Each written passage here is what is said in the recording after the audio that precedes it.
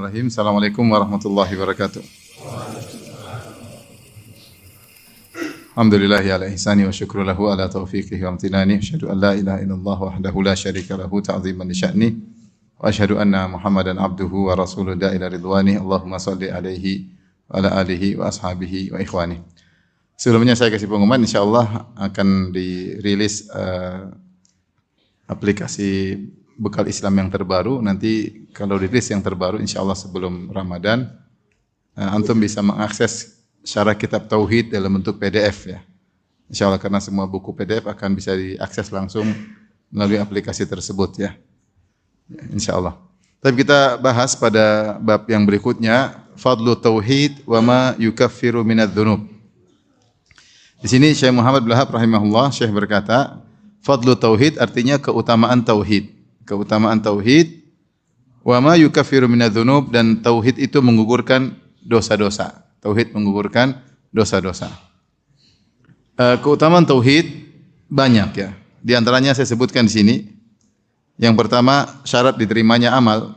Kalau amal sesoleh apapun jika tidak dibangun di atas tauhid, dibangun di atas kesyirikan, maka amal tersebut tidak diterima. Allah berfirman, wa qadimna ila ma amilu min amalin faja'alnahu haba'an mansura. Kami di hari akhirat kelak kami mendatangi amal soleh mereka, lalu kami jadikan pahalanya seperti debu yang berterbangan, tidak ada nilainya. Kenapa? Karena mereka melakukannya ketika dalam kondisi apa? Syirik. Allah berfirman juga, wa ma mana'ahum an tuqbala minhum sadaqatuhum illa annahum kafaru billahi wa bi rasulih. Tidaklah menghalangi mereka diterima sedekah mereka kecuali karena mereka kafir kepada Allah dan juga kepada Rasulnya. Lihat surat At-Taubah ayat 54 ya. 9 ayat 54. Kata Allah, tidaklah tertahan, tidak diterima ma manam antu qabala minhum nafaqatuhum illa annahum kafaru billah wa bi rasulih. Jadi mereka bersedekah tetapi sedekah mereka tertahan karena mereka kufur kepada Allah dan Rasulnya, itu tidak bertauhid sehingga sedekah mereka tertahan. Oleh karenanya kalau orang kafir beramal soleh, amal soleh mereka tertahan. Kalau mereka ternyata masuk Islam nanti suatu saat, maka tahanan tersebut hilang. Akhirnya diterima. Oleh karenanya ketika Hakim bin Hizam di masa mudanya, dia sering bersedekah, bahkan memerdekakan puluhan budak ya. Kemudian menyembelih puluhan onta. Maka dia bertanya kepada Nabi tentang amal soleh yang dia lakukan di masa jahiliyah. Maka Rasulullah SAW berkata, aslamta ala ma aslafta min khairin ya Hakim. Kau masuk Islam dengan membawa seluruh kebaikanmu ketika kau masih belum Islam. Jadi ada penghalang. Penghalang ini kalau dia hilang suatu saat dia masuk Islam, maka kebaikannya akan diterima. Jika tidak, maka akan hancur. Oleh karena sudah sering kita sampaikan bahwasanya betapa banyak Rasulullah contohkan orang-orang yang beramal soleh namun tidak diterima pahalanya. Seperti contohnya siapa? Abu Talib, paman Nabi sallallahu alaihi wasallam yang meninggal. Luar biasa jasanya membela Nabi sallallahu alaihi wasallam, ternyata masuk neraka jahanam. Kenapa? Meninggal dalam kondisi apa? Musyrik. Contohnya adalah Amr bin Luhai al-Khuzai. Amr bin Luhai al-Khuzai seorang yang sangat dermawan, pimpinan dari kabilah Khuza'ah yang sering membagi-bagikan makanan kepada jamaah haji. Ternyata meninggal juga dalam kondisi musyrik. Kata Nabi sallallahu alaihi wasallam, "Ra'aitu Amr bin Luhai al-Khuzai yajurru qasbahu finnar." Aku melihat Amr bin Luhai al-Khuzai menggiring ususnya di neraka karena dia yang pertama kali mengkeramatkan onta-onta. Demikian juga Abdullah bin Jud'an At-Taimi, yaitu salah satu kerabat dari Abu Bakar As-Siddiq yang terkenal sangat dermawan, bahkan sering mengundang Nabi untuk ketika zaman jahiliyah untuk makan di rumah Abdullah bin Jud'an. Oleh karenanya Aisyah pernah bertanya, "Ya Rasulullah, Abdullah bin Jud'an kana yasilur rahim, kana yut'imu ta'am. Bagaimana dengan Abdullah bin Jud'an? Kerabat kami, dulu sering memberi makan, dulu sering menyambung silaturahmi. Apakah hal yanfa'uhu dzalik? Apakah amal solehnya bermanfaat nanti pada hari kiamat?" Kata Nabi sallallahu alaihi wasallam, lam yaqul yauman qad rabbi ghfirli khati'ati yaumaddin. Tidak bermanfaat karena dia tidak pernah sama sekali berdoa, "Ya Allah, ampunilah dosa-dosaku pada hari kiamat kelak." Itu meninggal dalam kondisi musyrik. Contoh lagi Hatim At-Ta'i, bapaknya Adi bin Hatim seorang sahabat, bapaknya terkenal dermawan. Maka dia penasaran, ditanya sama Nabi, "Ya Rasulullah, bagaimana bapakku dulu?" Dulu sering bagi makanan, terkenal sangat dermawan. Bagaimana nasibnya? Kata Nabi sallallahu alaihi wasallam, ya. Kana abuka arada amran fa asabahu. Ayahmu dulu waktu dermawan dia riya, dia ingin ketenaran, popularitas. Apa? Pansos bahasanya sekarang. Dia ingin popularitas dan dia mendapatkannya. Artinya dunia dia dapat, tetapi di akhirat tidak mendapatkan apa-apa ya. Tidak mendapatkan apa-apa. Demikian juga dalam riwayat Amr bin As radhiyallahu anhu datang kepada Nabi. Dia bertanya, "Ya Rasulullah, ayahku Al-As bin Wa'il As-Sahmi dahulu pernah bernazar untuk menyembelih sekian onta.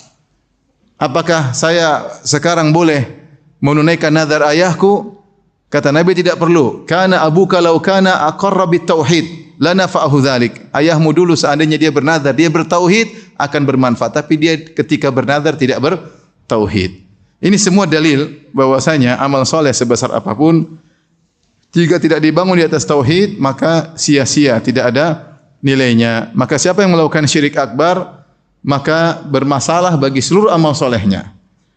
Ya, makanya siapa yang berbuat syirik akbar kemudian dia meninggal dunia, maka seluruh amalnya tidak diterima oleh Allah Subhanahu wa taala. Maka keutamaan tauhid pertama dia adalah syarat diterimanya amal soleh. Yang kedua, orang yang bertauhid pasti ujungnya masuk surga. Akan tapi ada 3 kemungkinan. Ada 3 kemungkinan. Kemungkinan pertama, jika tauhidnya lemah, bisa saja mampir dulu di neraka. Meskipun ujungnya masuk surga. Seperti dalam hadis ketika Allah berfirman kepada orang-orang beriman, "Akhriju man kana minan nari man kana fi qalbihi mithqalu dzarratin min iman." Keluarkan dari neraka orang-orang yang dalam hatinya masih ada sedikit keimanan. Jadi masih bertauhid tapi tauhidnya sangat rendah. Akhirnya masuk neraka jahanam kemudian dikeluarkan dari neraka. Tapi mampir dulu di neraka. Ya.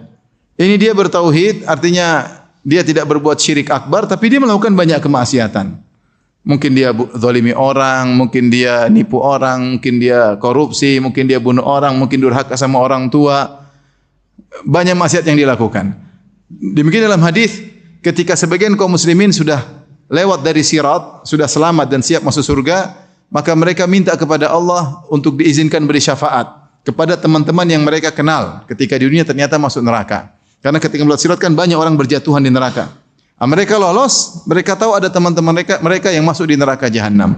Maka mereka berkata, "Ya Rasulullah, ya Rabbana, ya Tuhan kami, ikhwanuna, kami punya teman-teman yang kami kenal. Kanu yusalluna ma'ana, dulu mereka salat bersama kami. Tapi sekarang masuk apa? Neraka jahanam. Wa yasumuna ma'ana, ada di antara mereka yang dulu puasa bareng kami, berpuasa salat tapi dia maksiat. Sehingga masuk neraka jahanam. Bahkan dalam sebagian lafal wa yahujjuna ma'ana, dulu mereka berhaji bersama kami. Haji tapi masuk neraka ya. Padahal dulu travelnya bareng sama kami ya. Tapi mungkin setelah haji dia macam-macam, dia korupsi, dia zina. Tidak semua orang haji kemudian menjadi lebih baik ya. Terkadang parah, terkadang lebih parah ya. Terkadang sama saja. Sehingga ini dalil bahwasanya ada ahli tauhid yang masuk neraka. Artinya ahli tauhid di sini maksudnya tauhidnya lemah. Tauhidnya lemah, dia tidak syirik akbar, dia tidak percaya sama dukun, dia tidak menyembah jin, dia tidak nyembelih untuk jin, dia tidak bikin sajen, tetapi dia melakukan banyak maksiat.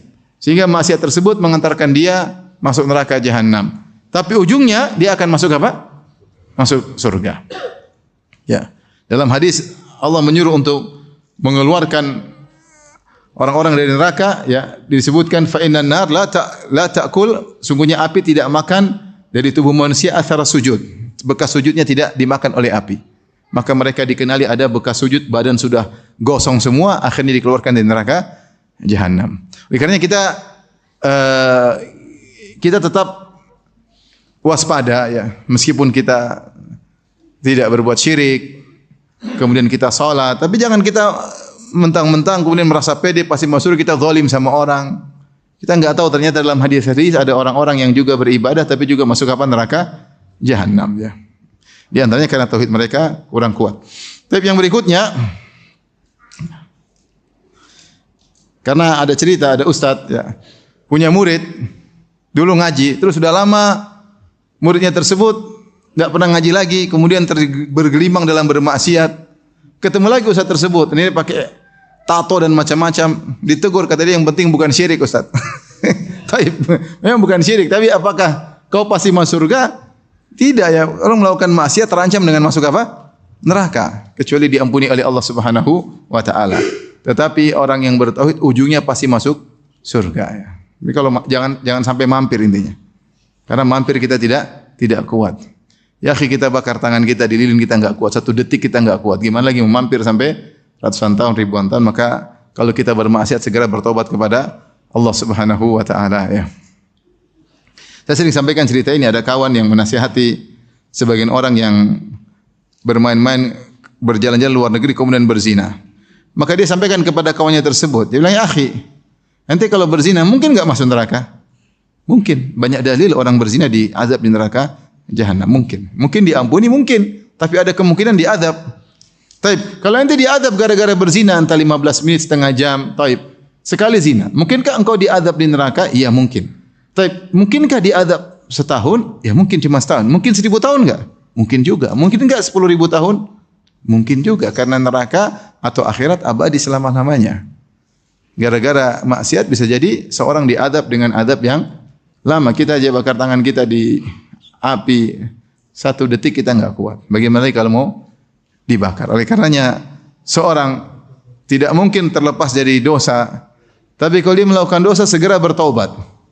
Segera bertobat kepada Allah Subhanahu wa taala, sungguhnya Allah Maha penerima taubat. Jangan tunda-tunda taubat. Kita enggak tahu kapan kita dipanggil oleh Allah Subhanahu wa taala. Jangan terlalu pede dengan amal yang sudah kita lakukan. Kita enggak tahu amal kita diterima atau tidak. Kalau bermaksiat segera bertobat. Jika tauhidnya kuat, maka langsung masuk surga. Jika tauhidnya kuat, maka langsung masuk surga. Tauhid tersebut adalah amal soleh yang tinggi. Nanti akan kita bahas. Tauhid, kalau tauhidnya semakin sempurna, semakin kuat, semakin murni, maka dia adalah amal soleh yang besar. Dan amal soleh ini bisa menghapus dosa-dosa. Bisa menghapus apa? Dosa-dosa. Jadi kalau tauhidnya kuat, maka dia bisa langsung masuk apa? Surga. Karena tauhid itu adalah amal ibadah yang sangat berat. Jika sempurna, nanti akan kita bahas pada bab berikutnya. Jika sempurna tauhidnya, maka dia akan masuk surga tanpa hisab dan tanpa azab. Tanpa hisab dan tanpa azab ya. Ini nanti dibahas pada bab berikutnya. Khusus bab ini. Bab ketiga. Ya. Taib. Di antara keutamaan tauhid yang ketiga, mendapatkan syafaat. Seorang tidak akan bisa mendapatkan syafaat kecuali jika dia bertauhid. Ya, makanya Allah berfirman, "Wa kam min malakin fis samawati la tughni syafa'atuhum syai'an illa min ba'di ay ya'dhana Allahu liman yasha'u wa yardha." Kata Allah Subhanahu wa taala, betapa banyak malaikat di langit tidak bermanfaat syafaat mereka. Mereka memberi syafaat tidak bisa. Kecuali kepada siapa? Kecuali setelah Allah izinkan mereka beri syafaat kepada orang yang Allah ridhai. Kita tahu di akhirat kalau ada aturan syafaat. Para nabi bisa beri syafaat, para malaikat bisa beri syafaat, orang beriman bisa beri syafaat jika mereka memenuhi persyaratan, kemudian Allah izinkan untuk beri syafaat. Tapi tidak semua orang bisa mereka beri syafaat. Mungkin seorang yang beri syafaat kepada istrinya, ingin beri syafaat kepada anaknya, ingin beri syafaat kepada kawannya setelah diizinkan, ternyata tidak bisa karena istrinya atau kawannya atau anaknya tersebut tidak memenuhi persyaratan. Ya. Jadi orang yang diberi syafaat harus diridhai oleh Allah. Yang diridhai harus bertauhid. Makanya Abu Hurairah pernah bertanya kepada Nabi sallallahu alaihi wasallam, "Man as'adun nasi bi syafa'atika yaumal qiyamah?" Siapakah orang yang paling bahagia mendapatkan syafaat Anda wahai Rasulullah pada hari kiamat kelak? Kata Rasulullah sallallahu alaihi wasallam, "Man qala la ilaha illallah khalisan min qalbih." Itu orang mengucapkan la ilaha illallah dan dia ikhlas murni dari hatinya. Semakin dia ikhlas, dia semakin mudah mendapatkan syafaat dari Nabi atau dari yang lainnya. Rasulullah SAW bersabda,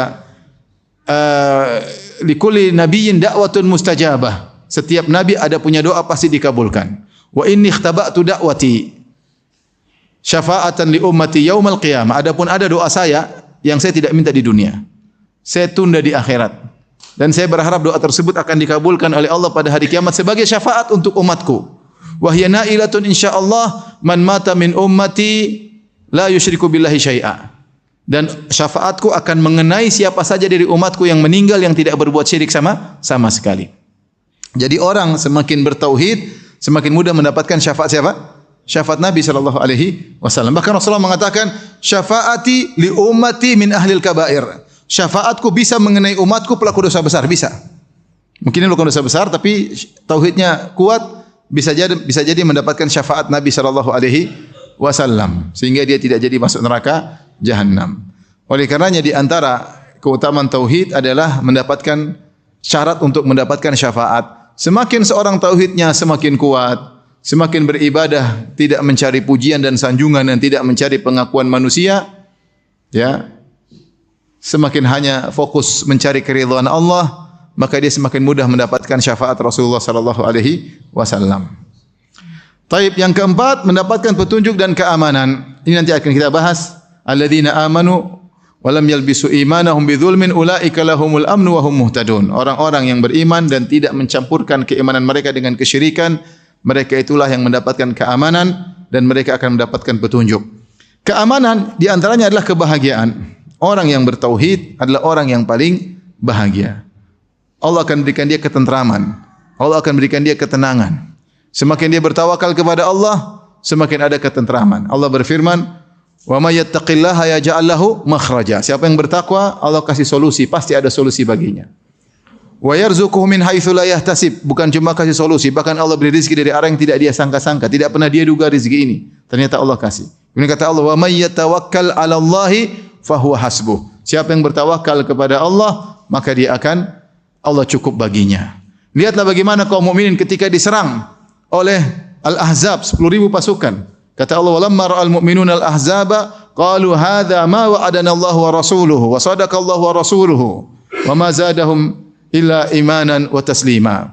Ketika datang musuh begitu banyak, mereka semakin yakin, kata mereka, inilah yang pernah Allah janjikan, Rasulullah janjikan bahwasanya kita bakalan diserang.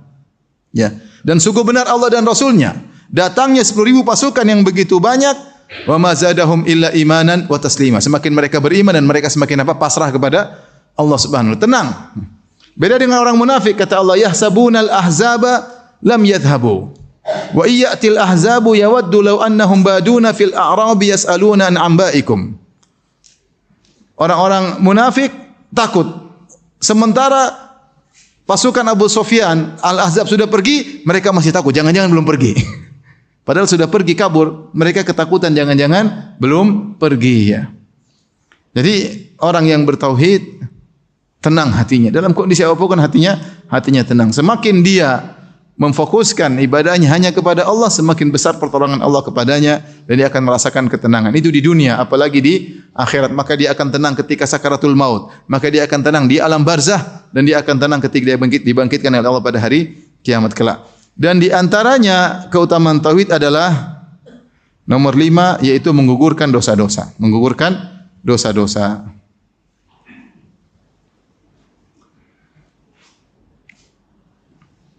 Baik, saya renungkan perkataan Syekh Muhammad bin Wahab rahimahullahu taala.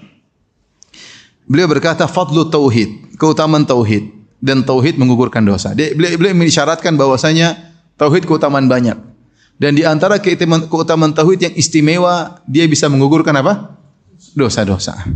Karena benar kalau kita lihat dalam syariat, yang membuat kita bermasalah di dunia, di alam barzah, apalagi di akhirat adalah dosa. Dosa ini semua bikin masalah.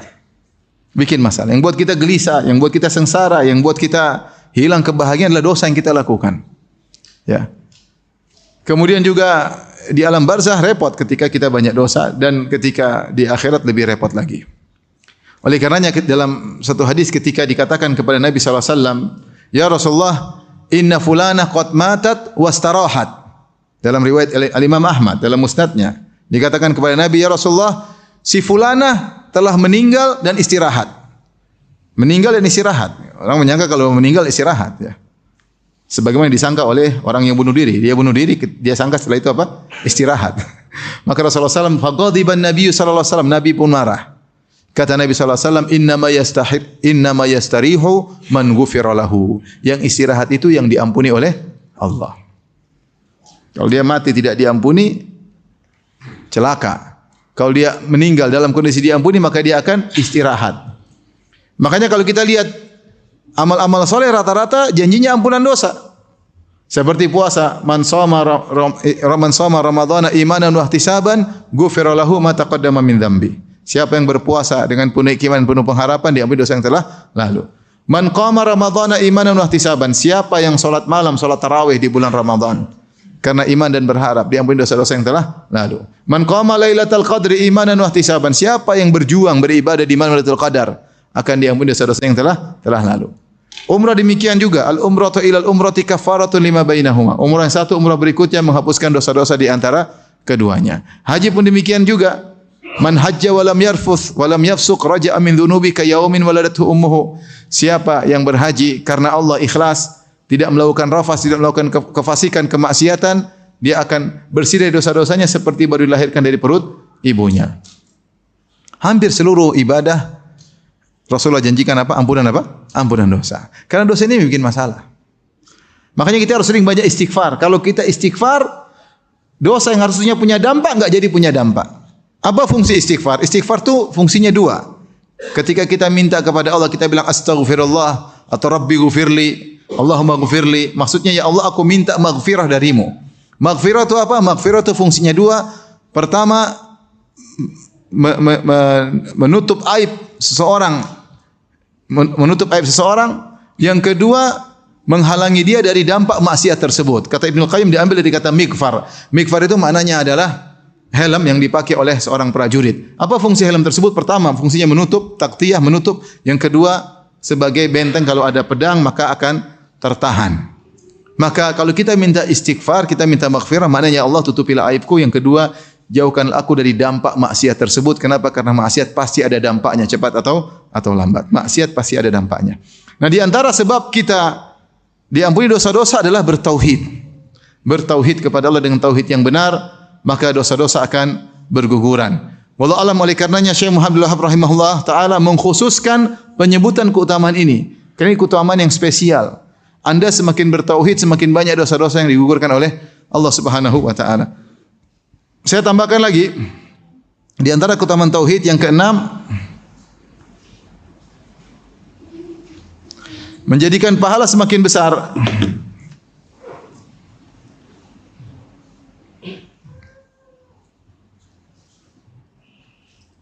Semakin besar.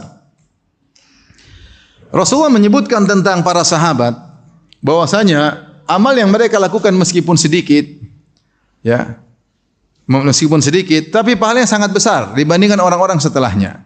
Rasulullah SAW pernah bersabda, la tasubbu ashabi, la tasubbu ashabi. Jangan kalian mencela sahabat-sahabatku. Lau anna li ahadikum mithla uhudin dhahaban. Atau lau anfaqa ahadukum mithla uhudin dhahaban ma balagha mudda ahadim wala nasifahu. Seandainya salah seorang dari kalian berinfak emas sebesar gunung Uhud, dia tidak akan menyamakan infak seorang sahabat meskipun hanya dua genggam gandum atau cuma segenggam gandum atau korma. Artinya sahabat kalau beramal sedikit, hanya sekedar berinfak satu genggam atau dua genggam gandum atau korma, mengalahkan kalau kita berinfak sebesar gunung Uhud. Di antaranya disebut oleh para ulama karena iman yang berbeda antara kita dengan mereka. Bagaimana tidak para sahabat yang lihat langsung Nabi sallallahu alaihi wasallam. Para sahabat ayat-ayat langsung turun kepada mereka. Para sahabat langsung berjihad bersama Rasulullah sallallahu alaihi wasallam. Makanya ketika ada seorang ingin mencoba mengatakan Umar bin Abdul Aziz lebih afdal daripada Muawiyah, maka ada sebagian salaf yang membantah. Dia mengatakan Muawiyah ketika berjihad bersama Nabi, debu yang masuk di hidungnya bersama Nabi sallallahu alaihi wasallam lebih afdal daripada amal saleh yang dilakukan oleh Umar bin Abdul Aziz. Benar dia orang saleh luar biasa, tapi tidak bisa mengalahkan para sahabat yang pernah berjihad membela Islam bersama siapa? Nabi sallallahu alaihi wasallam. Iman mereka berbeda. Iman mereka berbeda. Tauhid mereka berbeda. Oleh karenanya seorang yang semakin menyembunyikan amal solehnya, pahalanya semakin besar.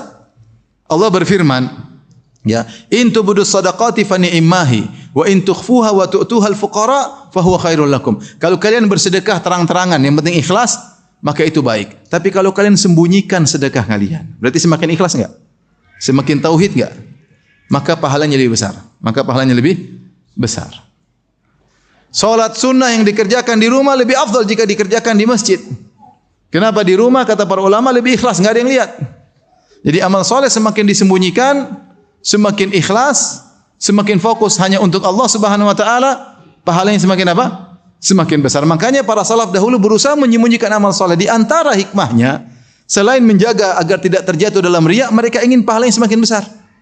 Karena semakin ibadah tersembunyi, semakin ikhlas, maka semakin pahalanya besar.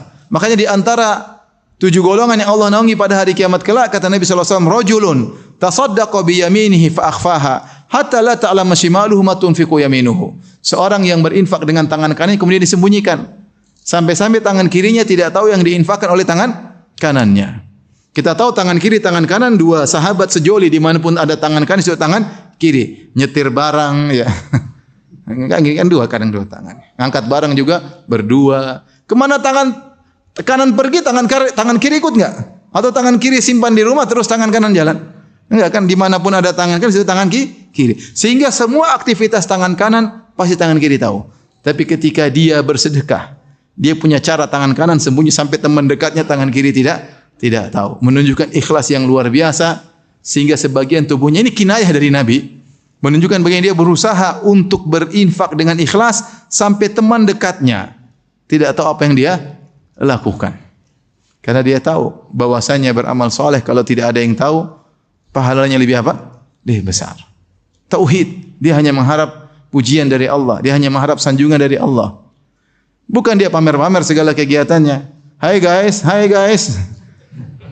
gua lagi kunjungan anak yatim guys. Ya mungkin malunya ikhlas, tapi kalau dia sembunyikan lebih apa? Besar pahalanya. Taib, ini secara umum gambaran tentang bab yang akan kita bahas, ya. Tapi kita akan fokus kepada ini. Yang kelima, bahwasanya tauhid akan menggugurkan apa? Dosa-dosa, ya. Kita bacakan dalil-dalil yang disebutkan oleh Syekh Muhammad bin Abdul Wahhab rahimahullahu taala. Yang pertama, firman Allah Subhanahu wa taala, "Alladzina amanu wa lam yalbisu imanuhum bi." Ini sudah. Beliau menyebutkan beberapa dalil. Dalil-dalil. Yang pertama, firman Allah Subhanahu wa taala, "Alladzina amanu wa lam yalbisu imanahum bidzulmin. Ulaika lahumul amnu wa hum muhtadun." Ayat ini dalam surat Al-An'am tentang dialog Nabi Ibrahim dengan kaumnya, ya. Dialog dengan Nabi Ibrahim dan kaumnya. Kita jelaskan dulu, ya, apa sebab Allah bawakan ayat ini. Artinya orang-orang yang beriman, azan Isya. Taib, azan dulu silakan. Taib, kita bahas dalil pertama yang dibawakan oleh Syekh Muhammad rahimahullah taala tentang firman Allah dalam surat Al-An'am ayat 82. Alladzina amanu wa lam yalbisu imanahum bidzulmin. Orang-orang yang beriman lantas tidak mencampurkan keimanan mereka dengan kezaliman. Ulaika lahumul amnu, mereka orang yang mendapatkan keamanan, wa hum muhtadun, dan mereka mendapatkan petunjuk. Ayat ini adalah penghujung dari kisah Ibrahim berdebat dengan kaumnya. Silakan kalau punya HP buka surat Al-An'am ayat 74. Saya akan bacakan. Lihat bareng-bareng agar kita bisa memahami, ya. Sederhananya, Ibrahim alaihissalam tidak seperti disangka oleh sebagian orang pernah mencari Tuhan. Itu tidak benar. Ibrahim alaihissalam tidak pernah berbuat syirik sama sekali. Allah berfirman, "Wa ma kana minal musyrikin," tidak pernah syirik sama sekali. Dalam ayat yang lain, "Lam yakum minal musyrikin," tidak pernah syirik sama sekali. Inna Ibrahim kana ummatan qanitan lillahi hanifan wa lam yakum minal musyrikin. Ibrahim adalah umat qanit, taat beribadah, hanifan, selalu condong kepada tauhid, jauh dari kesyirikan. Lam yakum minal musyrikin. Dan lam kalau antum baca di dalam bahasa di antaranya harfu qalab, yaitu merubah fi'il mudhari' menjadi fi'il madhi, yang maknanya dari present tense menjadi past tense. Bahwasanya Ibrahim tidak pernah syirik sama sekali. Dan ini disebutkan oleh Ibnu Katsir dalam tafsirnya ketika membahas surat Al-An'am. Dia mengatakan lam yakun nadhiran innama kana munadhiran. Ibrahim tidak pernah mencari Tuhan, tapi dia sedang berdebat. Nah, Ibrahim alaihissalam ini dia mendapati dua model penyembah atau musyrikin. Pertama ketika beliau di Babel, beliau orang Babilonia. Ketika beliau di Babel di Irak, beliau berhadapan dengan penyembah-penyembah berhala di antara bapaknya sendiri. Maka di situ beliau sempat berdialog tapi dengan metode semacam drama di mana beliau hancurkan patung-patung, iya enggak? Kemudian mereka berkata, "Sami'na fatan yadhkuruhum yuqalu lahu Ibrahim." Kami dengar ada anak muda yang pernah celah Tuhan-Tuhan kita. Ya. Fa'tu bihi ala ayunin nas. Kalau gitu panggil Ibrahim, kita bikin malu dia. Maka mereka bertanya, "A anta fa'alta hadza bi alihatina ya Ibrahim?" Apakah engkau yang menghancurkan patung-patung kami? Ibrahim berkata, "Bal fa'alahu kabiruhum hadza fas'aluhum in kanu yantiqun." Yang bikin yang gede, yang hancurin kecil-kecil. Dia tidak ridho ada Tuhan saingan. Dia hancurkan, tanya sama patung-patung kecil, bagaimana nasib kalian kok bisa hancur kalau mereka bisa ngomong. Ini Ibrahim sedang dialog dengan agak sedikit drama untuk membuat mereka berpikir. Itu ketika beliau di Babel, akhirnya mereka kumpulkan api, seluruh satu negeri kompak ingin bunuh Ibrahim dengan cara terhina, itu dengan dibakar dengan api yang dinyalakan terbesar di dunia ketika itu. Ya, kemudian bukan api Los Angeles, enggak. Itu api ketika itu sangat besar untuk bakar siapa? Ibrahim. Akhirnya Ibrahim alaihissalam selamat. Qulna ya naru kuni badan wa salaman Ibrahim. Wahai api, jadilah kau dingin dan selamat bagi Ibrahim. Kemudian Ibrahim akhirnya harus pergi, meninggalkan kampung halamannya, meninggalkan Raja Namrud, meninggalkan ayahnya, meninggalkan tempat kelahirannya. Pergi ke mana? Dia pergi ke Haran. Antum bisa lihat kisah ini dalam Qasasul Anbiya karya Ibnu Katsir rahimahullahu taala. Kemudian beliau pergi ke Haran, di Haran itu daerah Suria, beliau bertemu dengan penyembah bintang-bintang.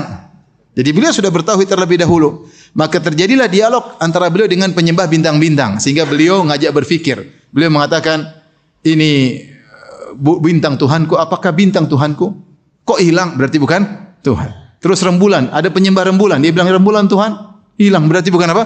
Tuhan. Matahari, nyembah matahari, ada yang menyembah bintang, ada yang menyembah rembulan, ada yang menyembah matahari. Jadi beliau sudah bukan cari Tuhan, nunggu bintang Tuhan, bukan, enggak. Jadi beliau sedang berdiskusi, berdialog. Jadi enggak benar Ibrahim cari apa? Cari Tuhan. Tapi kita baca buktinya akan hal ini, lihat surat Al-An'am dari ayat 74. Saya bacakan. Wa idh qala Ibrahimu li abihi azara atattakhidhu asnaman aliha inni araka wa qaumaka fi dhalalim mubin. Ketika Ibrahim berkata kepada ayahnya yang bernama Azar, "Kenapa engkau bikin atau menyembah berhala-berhala? Sungguhnya engkau menjadikan berhala-berhala sebagai sembahan-sembahan. Sungguhnya aku melihat engkau dan kaummu dalam kesesatan yang nyata." Kemudian Allah berfirman. Jadi Ibrahim sudah bertauhid. Kemudian dia berkata, Allah berfirman, "Wa kadzalika nuri Ibrahim malakutas samawati wal ardi wa liyakuna minal muqinin." Dan demikianlah kami perlihatkan kepada Ibrahim tanda-tanda keagungan kami yang terdapat di langit dan di bumi agar dia termasuk orang-orang yang yakin. Itu semakin bertambah keimanan Nabi Ibrahim. Setelah itu Allah berkata, "Falamma janna alaihi al-lailu ra'a kaukaba." Dan kita tahu namanya fa dalam bahasa Arab memberi faedah urutan. Jadi Ibrahim sudah yakin dulu, sudah yakin dahulu, baru kemudian falamma, maka tatkala tiba malam hari, ra'a kaukaba, Ibrahim lihat bintang. Qala hadza rabbi, maka dia berkata ini adalah apa? Tuhanku. Falamma afala qala la uhibbul afilin. Ketika bintang hilang dia mengatakan aku tidak suka dengan kepada Tuhan yang tenggelam, ya. Maka dia bilang ini bukan Tuhan. Ini ada dua tafsiran. Ada yang mengatakan Ibrahim alaihissalam sedang berdrama di hadapan para penyembah bintang, ada yang mengatakan takdir dari perkataan Ibrahim, dia ingin berkata, apakah ini Tuhanku? Coba kita tunggu. Oh, masa Tuhan hilang? Masa Tuhan apa? Hanya cuma sekejap. Taib. Falamma ra'al qamara bazighun qala hadza rabbi. Tatkala beliau melihat rembulan terbit, beliau berkata ini Tuhanku. Ini dia sedang berdialog dengan para penyembah apa? Rembulan. Atau ada yang menafsirkan ahadza rabbi, memang ini Tuhanku. Falamma afala qala la illam yahdini rabbi. Perhatikan. Tatkala rembulan tersebut tenggelam, beliau berkata, la illam yahdini rabbi, kalau Allah tidak beri petunjuk kepadaku, la akunanna minal qaumid dhalin, sungguh aku termasuk orang-orang yang sesat. Jadi dia sudah beriman. Masih lanjut lagi, falamma ra'a syamsa. Dia sudah bilang, saya tidak nyembah rembulan, kenapa Tuhan beri petunjuk kepadaku? Setelah itu dia falamma ra'a syamsa, tatkala lihat matahari. Jadi dia sudah beriman di tengah-tengah. Faham atau tidak? Dia bilang, falamma afala qala la illam yahdini rabbi la akunanna minal qaumidh dhalin. Tatkala rembulan hilang, dia bilang kalau Allah tidak beri petunjuk kepadaku, tentu aku akan termasuk orang-orang sesat ikut nyembah apa? Rembulan. Berarti dia sedang drama atau sedang diskusi. Falamma ra'a syamsa bazighatan, tatkala Ibrahim melihat matahari terbit, qala hadza akbar, hadza rabbi hadza akbar. Ini Tuhanku, ini lebih besar. Sebagian tafsir mengatakan ahadha rabbi, apakah Tuhan ini lebih besar adalah Tuhanku. Falamma afalat, tatkala hilang, kemudian dia berkata, qala ya qaumi inni bari'um mimma tusyrikun. Perhatikan, langsung dia ngomong, aku berlepas diri daripada kesyirikan yang kalian lakukan. Ini menunjukkan dia sedang berdiskusi. Sebagaimana dia pernah berdiskusi dengan para penyembah patung-patung yang dia hancurkan ketika itu. Faham? Makanya sebagian ulama ada yang berdalil dengan kisah ini bahwasanya boleh drama. Ya, ini ada sebagian dalil ya. Artinya sekedar saya sebutkan aja. Jadi ada yang mengatakan Ibrahim sedang berdrama untuk diskusi, ada yang mengatakan dengan apakah ada tanda, apakah ini Tuhanku, apakah ini pantas jadi Tuhan? Taib. Kemudian kata Ibrahim, qala ya qaumi inni bari'um mimma tusyrikun, aku berlepas diri dari kesyirikan yang kalian lakukan dari sembahan-sembahan selain Allah. Inni wajjahtu wajhiya lilladzi fatara samawati wal arda hanifa wa ma ana minal musyrikin. Aku menghadapkan wajahku kepada Allah yang menciptakan langit dan bumi, hanif, dan aku wa ma ana minal musyrikin. Aku bukan termasuk orang-orang yang musyrik. Ibrahim wa ma kana minal musyrikin, tidak pernah syirik sama sekali. Lam yakun minal musyrikin, tidak pernah syirik sama sekali. Tidak pernah Ibrahim syirik kemudian cari Tuhan, enggak pernah. Kemudian kata Allah, wahajjahu qaumuhu, kaumnya mendebatnya. Ini diskusi. Berarti apa diskusi. Kata Ibrahim, qala atuhajjuni fillahi wa qad hadan. Kalian hendak membantahku tentang Allah padahal Allah telah beri petunjuk kepadaku. Wala akhafu ma tusyrikuna bihi illa ayyasha rabbi syai'a. Aku tidak takut dengan sembahan-sembahan kalian selain Allah, kecuali Allah menghendaki sesuatu padaku. Rupanya mereka nakut-nakuti Ibrahim, "Hai Ibrahim, kau kualat. Wahai Ibrahim, kau kualat. Hati-hati kau celah Tuhan-Tuhan kami. Kau akan celaka, kau akan binasa." Inilah yang dilakukan oleh orang-orang musyrikin kepada para nabi, seperti dikatakan kepada Nabi Hud. Mereka berkata, kaum Hud, "Inna qulu illa taraka ba'du alihatina bisu." Menurut kami Hud, engkau telah terkena kualat dari Tuhan-Tuhan kami. Jadi mereka ngancam. Sini mereka mengatakan, hati-hati engkau. Maka Ibrahim bantah, kata Ibrahim, wala akhafu ma tusyrikuna bihi. Aku tidak takut dengan sembahan-sembahan kalian. Wasi'a rabbi kulla syai'in ilma. Ilmu Allah meliputi segala sesuatu. Afala tatadzakkarun? Tidakkah kalian mengambil pelajaran? Wa kaifa akhafu ma asyraktum? Bagaimana aku takut dengan sembahan-sembahan kalian? Wala takhafuna annakum asyraktum billahi ma lam yunazzil bihi alaikum sultana. Sementara kalian tidak takut melakukan syirik. Ngapain saya takut sama sembahan kalian? Harusnya kalian yang takut ketika melakukan apa? Kesyirikan. Fa ayyul fariqaini ahaqqu bil amni? Mana di antara dua kelompok yang lebih merasa aman? Yang bertauhid atau yang berbuat syirik? In kuntum ta'lamun, kalau kalian mengerti, baru turun ayat ini. Alladzina amanu. Orang-orang yang beriman dan tidak mencampurkan keimanan mereka dengan kesyirikan, mereka itulah orang yang aman. Paham?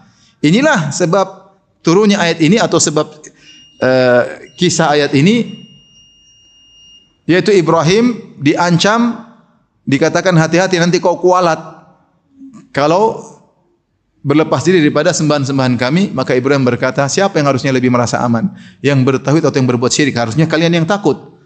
Maka Allah tekankan, alladzina amanu, orang-orang beriman dan tidak mencampurkan keimanan mereka dengan kezaliman apapun. Ulaika lahumul amnu wa hum muhtadun. Mereka lah yang aman dan mereka yang mendapat petunjuk. Ketika turun ayat ini, sahabat takut. Mereka mengambil zahir ayat ini, kata mereka, ya Rasulullah, mereka menyangka makna zalim di sini adalah zalim yang ma'ruf, yaitu menzalimi diri dan menzalimi orang lain. Zalim ada tiga. Zalim itu ada tiga.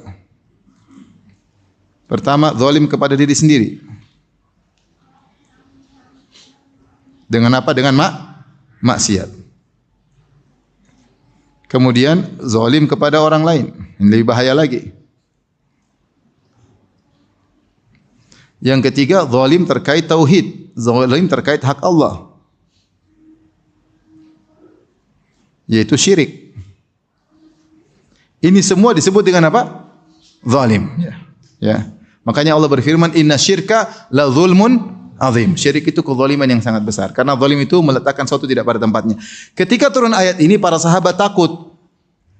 Mereka takut kalau yang dimaksud zalim termasuk ini. Kata mereka, ya Rasulullah, ayyuna lam yadhlim nafsahu. Siapa sih ya Rasulullah bisa mengamalkan ayat ini? Siapa yang tidak menzalimi dirinya? Artinya siapa sih tidak maksiat? Siapa sih di antara kita yang tidak pernah lihat cewek yang haram dilihat? Siapa sih yang bisa jaga pandangannya? Siapa sih yang tidak pernah gibah dan namimah? Siapa sih yang tidak pernah dengar musik-musik ternyata ikut kepalanya goyang joget? Siapa sih? Siapa sih di antara kita tidak pernah maksiat? Ya. Siapa tidak pernah maksiat? Siapa yang kemudian diam-diam nonton film Korea? Atau nonton film Los Angeles? Nonton Hollywood? Ya. Siapa ya? Siapa yang ternyata diam-diam kemudian dengar lagu Welcome to the Hotel California? Ternyata California sudah terbakar.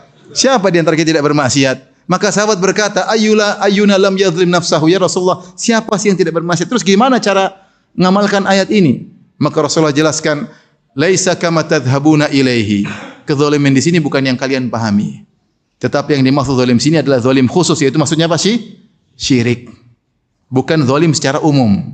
Sehingga maksud ayat ini, alladzina amanu, dan orang-orang yang beriman yang walam yalbisu imanahum tidak mencampurkan iman mereka bizulmin, maksudnya dengan syirik, bisyirkin. Tidak mencampurkan keimanan mereka dengan apa?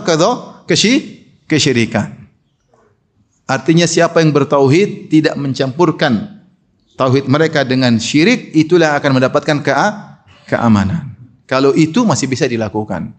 Dari sini seorang berusaha membersihkan tauhidnya dari syirik apapun, syirik besar maupun syirik kecil. Semakin dia bersih dari kesyirikan, dia semakin aman, semakin mendapatkan ketentraman, semakin mendapat ketenangan. Orang yang syirik dia pasti gelisah. Orang yang kedukun pasti gelisah. Orang yang terkait minta-minta kepada mayat pasti gelisah. Ya. Orang yang menggantungkan hatinya kepada selain Allah pasti gelisah. Orang yang riya pasti gelisah, sibuk, ingin lihat like terus, gelisah. Sibuk tiap hari bikin konten, kecanduan supaya dapat like dari banyak orang. Sibuk cari perhatian, narsis. Gelisah atau tidak? Gelisah. Yang tidak narsis aman di rumah santai, baca Quran santai, enggak butuh pengakuan orang lain. Maka semakin seorang tauhidnya bersih daripada syirik, imannya bersih dari syirik, maka dia semakin aman dan semakin mendapatkan apa? Hidayah. Semakin dapat hidayah. Ulaika lahumul amnu wa hum muhtadun.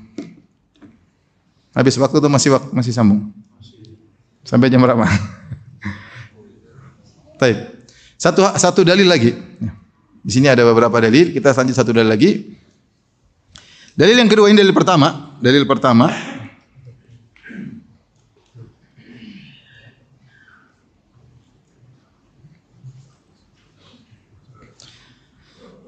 Ini dalil kedua agak panjang. Antum sabar enggak?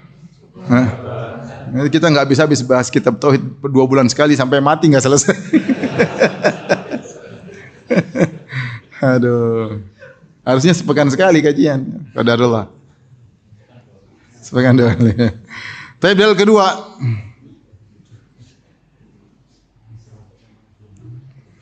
Kita tulis dulu. Rasulullah bersabda, "Man syahida alla ilaha illallah." Siapa yang bersaksi bahwasanya tidak ada sembahan yang berhak disembah selain Allah, la syarika lahu, tidak ada sekutu baginya. Wa anna Muhammadan abduhu wa rasuluh, wa anna Muhammadan abduhu wa rasuluh. Wa anna Isa abdullahi wa rasuluh. Yang ketiga bersaksi bahwasanya Nabi Isa abdullahi wa rasuluhu. Kemudian wa kalimatu alqaha ila Maryam, wa kalimatuhu alqaha ila Maryam. Sungguhnya Nabi Isa itu adalah kalimat Allah yang Allah lemparkan kepada Maryam dengan berkata kun fayakun. Jadi maka jadilah. Wa ruhum minhu, dan dia adalah ruh dari ruh-ruh yang Allah ciptakan, ruh dari ruh yang Allah ciptakan.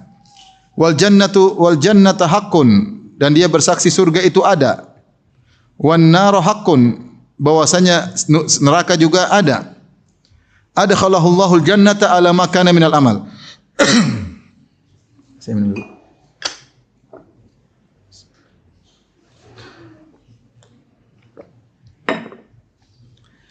Kata Nabi SAW, apa hasilnya? Adkhalahullah ala ma kana minal amal. Dia akan masuk surga apapun amalnya. Dia akan masuk surga apapun amalnya. Hasilnya akan masuk surga apapun amalnya. Baik. Di sini ada beberapa poin syarat masuk surga dalam hadis ini, perhatikan. Yang pertama, bersaksi tidak ada yang berhak disembah kecuali siapa? Allah. Tidak ada sekutu baginya. Bersaksi. Yang berhak disembah adalah Allah semata, tidak menyembah berhala, tidak menyembah malaikat, tidak menyembah jin, tidak menyembah hewan, tidak menyembah mayat-mayat, tidak menyembah wali-wali yang sudah mati. Tidak ada. Ibadahnya untuk siapa? Allah Subhanahu wa taala. Berdoa hanya kepada Allah, bernazar hanya kepada Allah dan seterusnya. Tawakal hanya kepada Allah. Wa anna Muhammadan abduhu wa rasuluh, bersaksi Muhammadlah hambanya dan rasulnya. Perhatikan, Rasulullah sallallahu alaihi wasallam dipuji oleh Allah dengan dua hal. Jangan dikurangi. Rasulullah dipuji oleh Allah dengan dua hal. Pertama sebagai rasul, kedua sebagai hamba. Sebagai rasul konsekuensinya apa? Bahwasanya Rasulullah pasti benar, enggak mungkin salah. Dia maksum. Kalau salah dia ditegur oleh Allah langsung. Sebagaimana Rasulullah pernah beberapa kali salah ditegur langsung oleh Allah. Allah turunkan ayat. Karena dia pembawa syariat, enggak mungkin salah. Kalau salah langsung ditegur. Dan kita harus membenarkan perkataannya. Wa ma yantiqu anil hawa. Dia tidak mengucapkan dari hawa nafsunya.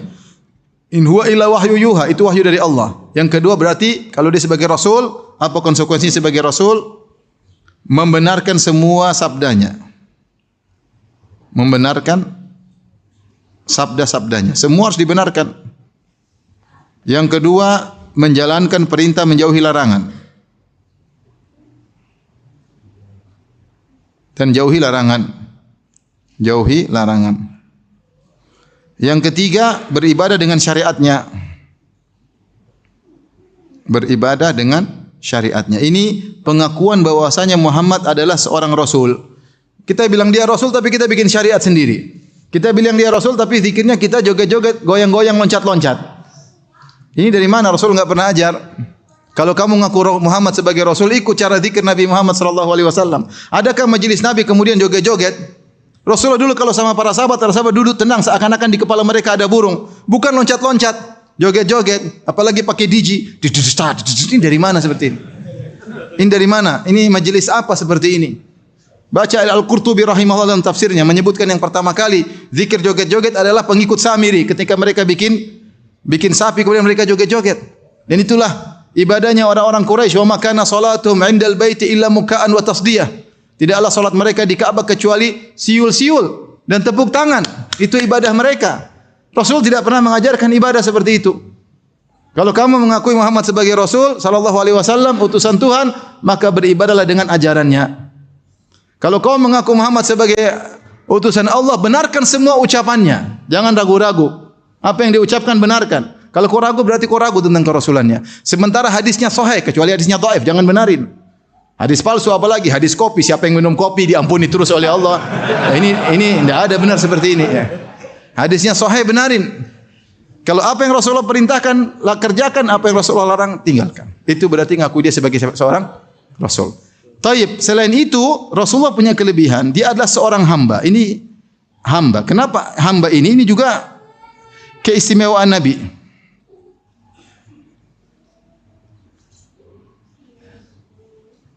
Nabi istimewa sebagai seorang apa? Sebagai hamba. Sampai dalam Al-Quran Allah sebutkan dalam kondisi genting Allah tampilkan sifat Nabi sebagai hamba. Contoh dalam firman-Nya, wa in kuntum fi raibim mimma nazzalna ala abdina. Kalau kalian ragu tentang Al-Quran yang kami turunkan kepada hamba kami, Allah tidak mengatakan yang kami turunkan kepada Rasul kami, enggak. Dia seorang hamba. Fa'tu bi suratin min mithlih, datangkanlah surat semisalnya. Ini adalah ketika Allah menantang orang-orang Quraisy, Arab seluruhnya untuk mendatangkan Al-Quran, Allah menggunakan sifat hamba. Wa in kuntum fi raibim mimma nazzalna ala abdina. Rasulullah hamba mulia. Kemudian juga ketika Isra Mi'raj, subhanalladzi asra bi rasuli atau bi abdihi? Bi abdihi. Lailan minal masjidil haram ila masjidil aqsa. Maksudnya Allah yang memperjalankan hambanya. Wa annahu lamma qama Abdullah yad'u, ketika sang hamba sedang berdoa. Kenapa Nabi dipuji sebagai hamba? Karena dia adalah orang yang paling menjalankan ubudiyah, yang paling kuat beribadah. Rasulullah tidak ada yang bisa menyamai Nabi. Tidak ada yang bisa menyamai Nabi. Rasulullah mengatakan ju'ilat qurratu aini fis salat. Allah menjadikan kebahagiaanku dalam salat. Rasulullah berkata, ya Bilal arihna bis salat. Ya Bilal, istirahatkan kami dengan salat. Rasulullah kalau salat tahajud, satu rakaat baca surat Al-Baqarah, An-Nisa, Ali Imran. Siapa yang kuat seperti Nabi? Hatta tatawarram qadamah, sampai kaki beliau pecah-pecah, bengkak-bengkak. Siapa yang kuat seperti Nabi? Siapa yang kuat selalu tadarru' kepada Allah Subhanahu wa taala? Siapa yang selalu tawakal kepada Allah, siapa yang selalu husnudzan kepada Allah, siapa yang selalu ridha dengan keputusan Allah. Tidak ada yang bisa seperti Nabi. Maka dia seorang hamba yang paling mewujudkan ubudiyah. Maka Allah memuji dia bukan sebagai Rasul saja, tapi sebagai apa? Hamba. Ini penting. Karena ada orang yang mengusik keutamaan Nabi sehingga seakan-akan Nabi bukan hamba. Seakan-akan Nabi sederajat dengan Tuhan. Ini enggak boleh. Kamu ingin memuji Nabi, Nabi sebagai Rasul dan juga sebagai apa? Hamba. Makanya Rasul tidak tahu ilmu gaib. Lau kuntu alamul ghaiba lastakthartu minal khair wa ma massani su'. Katakanlah wahai Muhammad kepada mereka, kalau aku tahu ilmu gaib, aku akan banyak lakukan kebaikan dan aku tidak ditimpa dengan kemudaratan. In ana illa basyirun wa nadhir. Aku hanya pemberi peringatan dan aku hanyalah pemberi kabar gembira. Rasulullah tidak tahu ilmu gaib. Sampai ketika Aisyah radhiyallahu anha kalungnya hilang, Rasulullah cari enggak dapat. Suatu hari Rasulullah Aisyah kalungnya hilang. Maka Rasulullah berhentikan sahabat suruh cari kalung. Cari sana, cari sini, cari sana, cari sini. Sampai subuh enggak dapat kalungnya. Akhirnya sudah para sahabat bertayamum, turun ayat tayamum karena doprok di situ enggak sempat cari air. Ketika mereka salat bertayamum, mereka pada situ ada Abu Bakar, ada Umar, ada Utsman. Sampai Abu Bakar datang, gini kan Aisyah bikin masalah gara-gara kalungmu semua, pasukan semua suruh cari kalung. Ya. Ya. Coba ada wali di situ. Oh, tahu kalungnya di mana. Nabi enggak tahu, Nabi enggak tahu. Ternyata ketika sudah mau pergi, ontanya berdiri, ternyata kalung di bawah onta, makanya enggak ketahuan. Keinjak kedudukan apa? Onta. Ontanya pun enggak mau ngomong sama Nabi. Ya Rasulullah, ngisor. Enggak ada. Onta pun tidak ngomong sama Nabi. Nabi tidak tahu ilmu gaib. Ketika Aisyah dituduh berzina, Rasulullah sampai sedih. Sebulan tidak tahu Aisyah berzina atau tidak. Sampai Rasulullah datang kepada Aisyah, Rasulullah bilang, "Ya Aisyah, in kunti alamti bidzambi, kalau kau memang dosa ngakulah, bertobatlah." Subhanallah, sampai Rasulullah masih kasih kemungkinan, kau dua kemungkinan, mungkin kau tidak dosa, mungkin kau dosa. Tapi kalau kau dosa wahai Aisyah, bertobatlah. Di situ Aisyah marah. Ya Rasulullah, sampai dia tadinya nangis enggak jadi nangis. Sampai dia bilang kepada ibunya, "Ya Abi, kum ila Rasul bantahlah Rasulullah," kata Aisyah. Ya. Kemudian dia berkata kepada ibunya, "Wahai ibuku, bantahlah Rasulullah." Rasulullah ngomong begitu. Makanya ketika turun ayat setelah itu sekitar 15 ayat bahwasanya Aisyah tidak berzina, maka kedua orang tuanya mengatakan, "Ya Aisyah, pergilah menuju Nabi." Kata Aisyah, "Enggak." Karena yang bela Aisyah siapa? Allah. Rasulullah gelisah enggak tahu. Kalau dia tahu ilmu gaib, dia tinggal enggak ada. Rasulullah aja waktu ada tamu datang, Rasulullah suruh cek ke istri-istrinya 9 orang. Ada makan, ada tamu, saya mau jamu. Cek, kirim ke orang istri pertama. Kata istri pertamanya, "Walladzi ba'atsaka bil haqq ma indana illa ma." Sampaikan kepada suami kami, suamiku, demi Allah yang mengutus dia dengan kebenaran, di rumah cuma ada air, gimana jamu tamu. Tapi istri kedua, sama jawabannya. Istri ketiga, sama jawabannya. Istri ke-9, sama jawabannya. Subhanallah. Rasulullah tidak bilang, "Sebentar." Enggak ada. 9 enggak ada, subhanallah, luar biasa zuhudnya Nabi. 9 istrinya, rumah tidak ada makanan. Kalau kita bulat satu aja. Bulat satu aja, makanan banyak. Rasulullah 9 istrinya. Rasulullah tidak tahu ilmu gaib kecuali yang Allah kasih tahu. Dan tidak semua Rasulullah tahu ilmu gaib. Kalau Allah enggak kasih tahu, enggak tahu. Maka ketika ada orang coba-coba mengatakan Nabi tahu seluruh ilmu gaib, dia telah mencela Nabi karena Nabi itu seorang hamba, bukan Tuhan. Ada yang mengatakan di antara ilmu Nabi adalah ilmu Lauhil Mahfuz, dusta, enggak benar. Nabi tidak tahu isi Lauhil apa? Mahfuz. Enggak tahu. Oleh karenanya Nabi SAW ada sifat manusianya. Disitulah mulianya dia. Dia manusia tapi ibadahnya luar biasa. Rasulullah mengatakan, "Inni ansaka matan saun. Innama ana bashar." Aku manusia.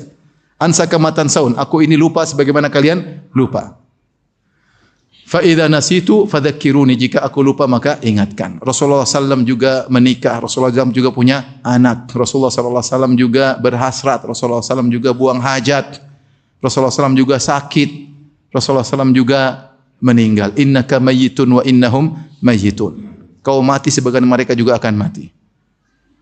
Wa ma Muhammadun illa rasulun qad khalat min qablihi rusul. Sungguhnya Muhammad itu tidak lain seperti rasul-rasul yang lain yang juga meninggal sebagaimana yang rasul yang lain. Afa immata au qutilan qalabtum, kalau dia meninggal atau dibunuh kalian kemudian murtad, kalian berbalik. Maka Rasulullah SAW meninggal. Ketika Rasulullah SAW meninggal, apa kata Abu Bakar? Man kana ya'budu Muhammadan fa inna Muhammadan qad mat. Siapa yang bunuh Muhammad, siapa yang menyembah Muhammad, maka Muhammad telah mati. Wa man kana ya'budullah, siapa yang menyembah Allah, fa innallaha hayyun la yamut. Sungguhnya Allah itu maha hidup dan tidak akan mati. Maka jangan coba-coba, oh Rasulullah tidak mati, Rasulullah masih jalan-jalan, Rasulullah masih ngobrol-ngobrol, Rasulullah masih ngajar hadis kopi. Ini dari mana seperti ini? Oleh karenanya Rasulullah seorang hamba, jangan coba-coba mengangkat derajatnya seperti derajat apa? Tuhan. Ya. Rasulullah la tutruni kama atratin nasara Isa bin Maryam, innama ana abdun faqulu Abdullahi wa rasuluh. Jangan kalian memujiku berlebih-lebihan seperti Nasara berlebihan kepada Nabi Isa. Aku hanyalah seorang hamba. Katakanlah hamba Allah dan Rasulnya. Waktu sudah terlalu larut malam ya. Yang berikutnya Isa ini juga panjang lebar, insyaallah kita lanjutkan waktu yang ditentukan ya. Karena kalau semakin banyak nanti ujiannya semakin berat ya. Demikian saja kajian kita. Baik, kalau ada pertanyaan 1 2 3 pertanyaan saya persilahkan.